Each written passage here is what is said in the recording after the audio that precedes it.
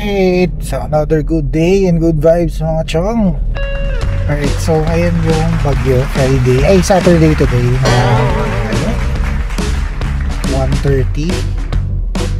So binabagtas natin tong nasa 13 Martires, Cavite tayo. So papasok yung bagyong super typhoon ngayon, patay ng Las Piñas. Well, hindi pa naman siya ganun katindi, pero ayun, nakikita nyo ang dami ng puno-puno, mga bagsak na dahon. At so far is tahimik siya ngayon. Hindi naman siya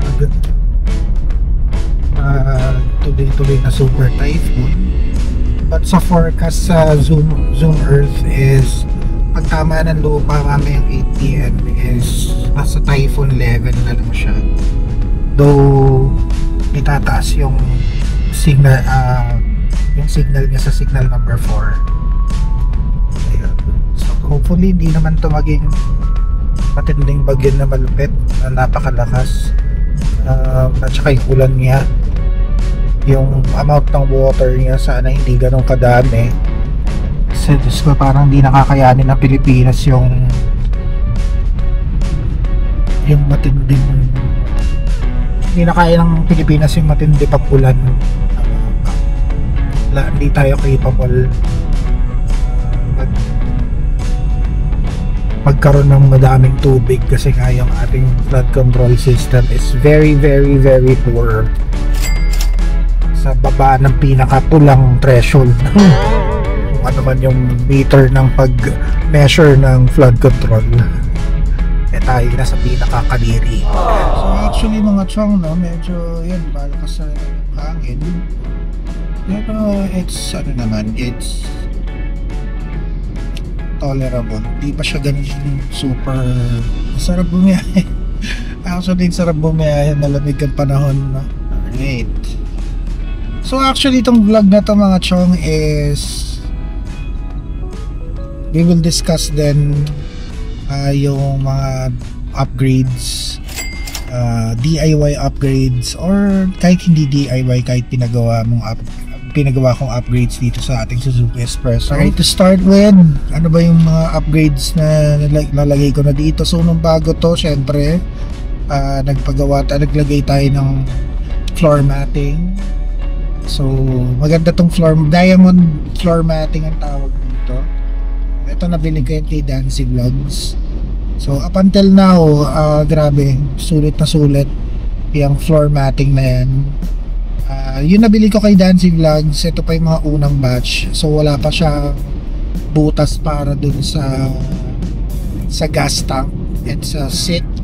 Pero ang ginawa ko na lang is ginupitan ko na lang mga chong, which is ayan, medyo acceptable naman siya mga chong.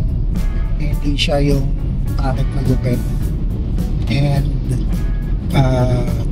nagagawa ko man na yung function niya na hindi ko na inaangat yung floor matting.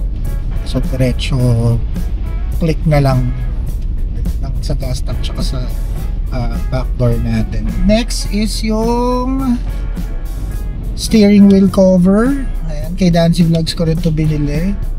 Sobrang ganda. Ayan, so matagal na rin to. Sa tingin ko napaka sulit ng pagkakabili ko dyan. And then next is yung door visor natin. So yung door visor na kay Dancy Vlogs ko rin siya nabili. Alright, karamihan kay Dancy Vlogs. So sa Dancy store, check nyo lang sa Shopee and Lazada. Sobrang sulit din yan, na wala yung tanggal-tanggal, wala akong naging problema. Kahit na malakas pa ang hangin or kung ano man, sobrang galing ng pandikit. Okay, Sir Dan, yung binibenta niya. Right, next is etong center console. Yan, so itong center console na to is sulit din. Actually, dalawa tong binili ko na to. Isang yung center console na ordinary, and then bumili ako ng pampatangkad, which is ito. Maganda dito, meron din siyang bottle holder, cellphone holder. Sobrang sulit din yan kasi ayan, no, nakakapag-relax ka. Kailangan mong mag-relax yung elbow mo. So, hindi siya butas, so comfort riding talaga siya. And sobrang sulit din naman siya. Ito yung mga minor, itong dinidiscuss ko is yung mga minor upgrades. So update naman siyang sa ano pa ba, the road ngayong bagyo. Nandito na ako sa Trece Tanza Road. So far so good. Wala naman siyang problema, walang traffic, walang baha, mahina pa ang hangin. Para akong weather forecaster dito. Okay. And then next is yung leather seats. Ayan, no, naka leather seats po si Yogi natin. Ililink ko na lang siguro yung FB page. And so far, again, yung leather seats is good. No problem. Ang ganda, sobrang sulit. And home service din yan mga chong. So hindi na ako nagpunta dun sa kung ano mang shop. Home service lang din yan. And then of course itong matting, itong dashboard matting natin. Di ko yan kay Sir Dan nabili. Sa ibang shop ko nabili, but all goods pa rin. Actually yung design niya is yung parang pinaka latest na, napaka ayos, napaka swak niya. Ayan, so protection yan sa dashboard. Protection yan sa dashboard natin kasi nga ang dashboard yung arawan. So if meron ka na ito, ma-avoid yung pag-crisp ng dashboard mo, and also yung color nga. May mga nagpuputol po ng puno sa daan. Kasi nga malapit din naman yung DPWH office dito. DPWH na ang pinaka-corrupt na ating agency sa ating bansa. Yan, ang DPWH, Trece Martinez, Region ano ba ito? Region 4A. Yan, so yan yung office nila. Next upgrade is of course yung OBD gauge natin. Meron tayong separate video yan if ever you wanted to know about it. So nandun yung OBD gauge, pero just to give you a quick reason why I bought that OBD gauge is for more information ng iyong car. So again, ang digital cluster natin yung Suzuki Espresso is wala siyang meter for your coolant temperature or temperature ng car, and wala rin siyang view ng RPM mo. So that's the purpose of this OBD gauge, and the reason why I bought it is for that view. But again, don't get me wrong, Suzuki Espresso AGS has warnings if ever you have high temperature, coolant at high temperature. There will be a flashing here on your dashboard, on your cluster, and also if ever you need for check engines, or you need to top up your oil, there's also a warning sign there on your cluster. But again, the reason I bought it is I'm an old school driver, so I prefer na meron akong view ng mga information na yan, and wala, gusto ko lang siya makita, especially RPM. Hindi naman siya importante, pero maganda yung nakikita mo yung RPM mo. Pag cold start siya, mataas siya, then pagka nag normal running condition na siya is nasa 800 na lang siya. So masaya ako doon. And if ever mas gusto ko kunyari tumataas na yung RPM mo, pagka kailangan may i-adjust, at least you know kung ano yung threshold. So yan, sa Shopee ko rin siya nabili. Just got an information from one of the viewers of that video. Yung sa OBD gauge natin is hindi pala siya nagana sa manual Suzuki Espresso, yung mga naunang Suzuki Espresso. So sad to say mga chong, hindi siya compatible. So gumagana lang to sa AGS, Suzuki Espresso AGS. Ewan ko lang sa minor change, baka hindi rin. Ayun, so if I were you mga chong, kung ganun yung espresso nyo, is much better na mag-research pa kayo kung ano yung, kung gusto nyo talaga ng OBD gauge, kung ano yung tamang version ng gauge, OBD gauge ang dapat sa espresso manual niya. Ayan, so di ko sure kung bakit hindi siya compatible, kung magkaiba ba sila ng OBD port, but yun nga yung nag-provide ng comment, ayan, is hindi nga rin daw siya compatible. So I'm sorry dun sa mga na misinform about this, about that vlog. So hindi siya talaga compatible. Alright mga chong, sarap lang mag-drive, no? Haha. Haha. Haha. Haha. So, dito tayo ngayon sa Tanza, Cavite. So continuation, no? Next is of course yung wireless Android connection natin, no? So bumili rin tayo yan para hindi mo na kailangan, ayan, katulad yan, naka Spotify ako, and ayan yung nakakabit sa ating wireless, sa ating Android system is yung wireless USB, para hindi ka na mahihirapan mag-connect ng Android wirelessly. So magsakay mo, on mo lang yung Bluetooth mo, magko-connect na siya dyan sa car infotainment natin, and also dun sa USB wireless Android system. So Shopee ko rin siya nabili. Hanap lang kayo ng swak sa inyo, and I guarantee it's really convenient, and syempre interface maganda rin. Ayun. Alright, so ayos pa naman ang biyahe mga chong. Sarap talaga mag-drive, nakakawala ng stress talaga ang pag-drive, lalo na pag dinadrive ko to si Yogi or ang ating Espresso AGS. Yes, swabing swabe. Sarap kasi na hindi siya matagtag, di mo sarap ng comfort talaga pagdating kay Yogi natin sa Espresso AGS natin. Ano pa yung mga upgrades natin dito? Of course, then the next is yung dashcam natin. I bought a DD5 dashcam. So ayan siya. Insert ko lang yung picture ng model. Nakalimutan ko siya ngayon. Pero etong dashcam na yan, yan, it's prefer ko yung walang parang monitor. So yung dashcam na yan, harap at likod na yan. And yung likod niya, sa likod na camera niya, hindi siya nakakabit dun sa plaka.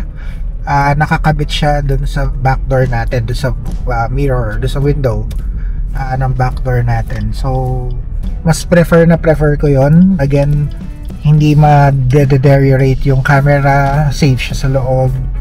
And then dikit lang yan mga chong. Ginapang ko lang yung mga wire pa dyan sa gilid, and then hanggang dun sa likod. And then pagdating sa likod, in-insert ko siya dun sa brake light. Medyo matrabaho lang mga chong kasi i-insert ko siya dun sa tube, dun sa rubber tube ng brake light niya para hindi siya nakakalat. And then labas niya rin uli dun sa may brake light, and then dun sa nakadikit dyan na camera, back camera yun. Madali lang siya mga chong, tsatsagaan niya lang. Ako lang din ang gumawa niya. Yung back camera na yan is sobrang linaw talaga yan. So ayan, kung makikita niya, this is a sample footage for our DD5 dashcam. So the reason ba mga chong bakit ganyang klaseng dashcam yung binili ko or nilagay ko is yung walang monitor. Kasi chong, ayoko nung parang may monitor, wala siyang silbi for me. Liwanag lang siya dyan na mas lalo pang nagpapaliwanag kung may naka-bright sa likod mo. So maliwanag na nga yung rear view, may liliwanag pa dyang monitor na kung ano man, kahit maliit pa. Iba bumibili ng maliit na dashcam na may monitor. Trust me, wala siyang silbi, wala siyang use yung monitor na yun. Hindi nyo naman yung tinitignan or tititigan while you're driving. Siguro yung iba purpose, back camera na rin. Kung if I want a back camera, magpapagawa ako ng back camera na separate for that specific function. Pero for your dashcam, that's my opinion, hindi siya useless. It's useful. Distraction lang din siya sa while you're driving, tapos may paliwanag na kung ano-ano dyan. Alright, so ang ating next is ano yung last natin, dashcam, headlight. So nag-headlight na rin ako sa headlight ko. Novosite, nabibili lang din yan sa Shopee. And so kailangan nyo lang talaga mga sirs and ma'ams, mga chong na makakita ng legit na shop. Siguro i-link ko na lang din yung description dyan sa ilalagay ko na lang yung link sa description ng video na ito for website. Of course, naglagay din ako ng side, yung ang tawag dito, signal light na LED sa harap, yung magapang-gapang na ganyan. And so naglagay tayo yan. Hindi ko siya sa Shopee ko rin siya nabili. And so far all goods naman, hindi naman siya nasisira or kung ano man, nandyan lang siya. And then of course yung sa likod din natin ng signal light sa baba, sa reflector, pinalitan ko yung reflector, pinalitan ko siya ng nagandang signal light. And problema again, so far so good. 2 years and 6 months na tong Suzuki Express AGS natin. Yun pa rin naman yun. Wala pang nababago. Ano pa ba? Siyempre naglagay din tayo dyan ng fog lights. Ayan. So meron din akong separate video yan. Actually yung unang fog lights na nilagay ko is yung parang pabilog. So inalis ko na yon kasi mas prefer ko on LED. So yung mga wiring is same pa rin. Panoorin nyo na lang yung video dun sa wiring and dun sa may pinduran dito sa loob kung paano siya ginawa. Pero pinalitan ko na siya ng LED. Papalitan mo lang naman yung mga wiring sa harap, hindi mo na kailangan mag rewire or kung ano man. Pero lahat po ng wiring ko mga chong is walang mabovoid na warranty kung yun yung inaalala nyo. So puro tap lang siya. Balik tayo sa minor, of course, yung sa side mirror is yung blind spot mirror, naglagay din tayo yan. And syempre tint mga chong, itong tint na to pinaka the best tint na though matagal man kami nagtitint sa may mga previous sasakyan namin, pero itong tint na to is from Carina. Sa Carina kami pakabit dito sa may Imus and Imus Cavite. So ano siya, nano ceramic siya, so kahit madilim is hindi siya madilim, maliwanag. I mean hindi naman ganun kaliwanag pero napaka superb. Dark lang to, dark then medium sa harap. Ayan, so para mas maganda pa rin yung view sa harap. So far when it comes to heat resistance, nako, Diyos ko, 100%. Punta lang kayo sa Carina. Pa ba? Mga minor upgrades ko dito. Syempre yung trunk din, nilagyan ko ng mat. Bumili rin ako ng mat para sa trunk. Maganda siya kasi pagka kunyari may nilalagay kang basa, hindi siya maranekta dun sa talagang matting mo na parang carpet type. Else, syempre nagpakabit din tayo dyan ng rear spoiler. Matagal na yun na ipakabit, 2023. Nabili ko si Yogi, so nagpakabit na kaagad din ako yan. Gift siya sa akin ni wifey. So sulit. Link ko na lang yung Facebook page ng JLC. Ano siya, hindi siya yung dedicate talagang bubutasan siya yung sa likod niya doon sa spoiler. Pero mga chong pulido ang gawa, hindi kayo dapat kabahan. Tagal lang yan sa akin, wala naman tubig dyan na tumatagas or kung ano man. Matibay na matibay pa rin yung sulit yung pagkakabit. Excellent. Para for my rear spoiler. Pero meron ngayon nabibili sa Dancy Store, kay Sir Dan, na spoiler na plug and play lang, didikit nyo lang, which is okay rin. So marami kayong option for the spoiler. So pero i-try nyo rin yung kay Sir Dan sa Dancy Store. So sulit pa rin, wala naman, di naman siya pangit. Okay, ano pa ba?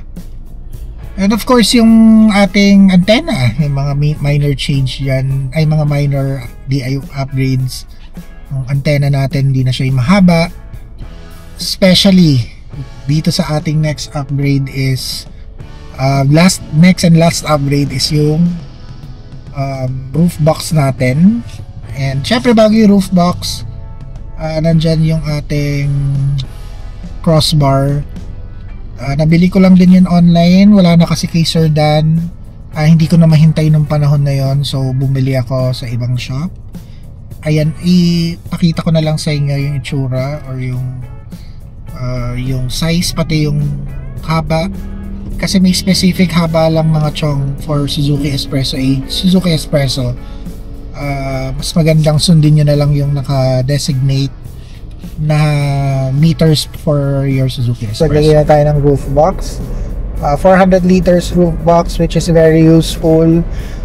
Sa ngayon mga chong, hindi pa ako nagre-resume ng ating mga camping trip. Pero once sa ngayon, useful siya. If ever na meron kayong mga pasyal-pasyal, wala kayong upuan, ayun, dala-dala ko na yung mga upuan ko. At saka mesa, ano pa ba, table, camping table. So anytime pwede kayo mag-pop-up dining dyan kung saan-saan. Like wala kayong maupuan or sa mga food parks kung saan man, very useful siya. Kasi yung roof box na yan, syempre MK Imports, thank you. Inquire na lang kayo sa MK Imports, panoorin nyo yung last vlog ko. And so nasa exit na tayo na Parañaque. Actually, sa Las Piñas tayo pupunta, pero maganda dito sa exit ng Parañaque is pagbaba mo na sa C5 extension ka na sa part ng Parañaque, pero mabilis lang pagka punta ka sa flyover is nasa Las Piñas ka na. And mas malapit ako dun sa side na yon. Mas malapit yung house namin sa side na yun, so kaya mas prefer kong mag-exit dito sa Parañaque over dun sa Las Piñas, kasi pag sa Las Piñas mabiyahe pa ako ng medyo malayo to get, kasi nasa boundary na kami ng Parañaque and Las Piñas yung house namin. Yung expressway ng exit ng Parañaque galing Cavitex. If you want, hindi pa ito bukas tong papuntang Merville and Taguig, siguro soon. So nakakonect siya dun sa C5 na. Ito, yan yung Merville exit na yan. Hopefully sa susunod magawa na yan para mas komportable. So from Cavitex, connect ka na ng C5. Diba? Awesome. Ang awesome nun mga chong. So toll fee, bilis lang naman ang scanner ng net nila, basta ayos lang ang iyong RFID. Ayan, nasa Parañaque exit na kayo mga chong, bilis lang, diba? Ayan, C5 extension na to pagbaba mo, which is connecting Parañaque and also Las Piñas. Okay, so yun lang naman mga chong, mga minor upgrades. If ever meron pang mga ako nakalimutan, siguro gawa ako ng part 2 ng video na to. Pero so far yun lang naman ang mga nailagay ko sa aking Suzuki Espresso AGS. Ay, nakalimutan ako mags. Nagpalit na rin pala tayo ng mags. Yan yung isa ko pang gustong upgrade or changes dito sa aking AGS. So NK mags na 14s, nagpalit tayo. Balak ko pag nagpalit ako ng gulong is papalitan ko siya ng 185 by 70. Wala akong balak magpalit ng 15. I want my tires or wheels to be on a standard diameter. So gusto ko 14s lang siya. Ayokong mahirapan tong sasakyan natin. And hindi naman kailangan na 15. Astig pa rin siya naman ng 14. So maganda naman yung mugs na bagay naman yung NK na mugs dito at sa ating AGS. Astig pa rin yung itsura niya, diba? Ayan, no? Astig nga. Ayun lang naman mga chong. And syempre, ano ba yung mga minor upgrades sa mga bad flaps natin. Ayan, nakakalimutan ko. Marami-rami na rin talaga akong na ilagay dito. Ayan, to make our Suzuki Espresso AGS more reliable, more on the comfort side din siya. Ayan, so kasi yung mismong features ng Suzuki Espresso AGS natin is I'm very satisfied.